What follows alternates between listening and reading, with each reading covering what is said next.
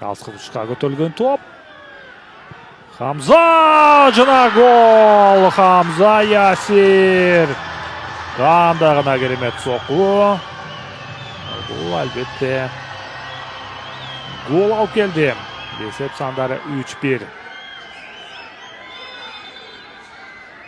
Пакистан командасында дағы Хамза Ясир атты ойындыры.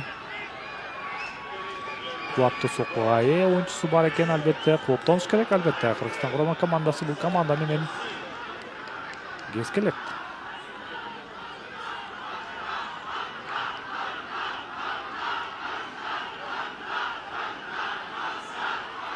Түзіліп дарбызан 9-лығына бағытталған. Ең бір мықты тарихтегі гол болды.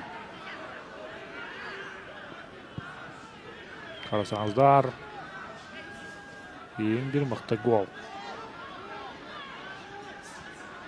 Беттеш бойы соққыларды ұзаттып жатқан болшы Хамза. Мұна ең ғана голды жарата алды.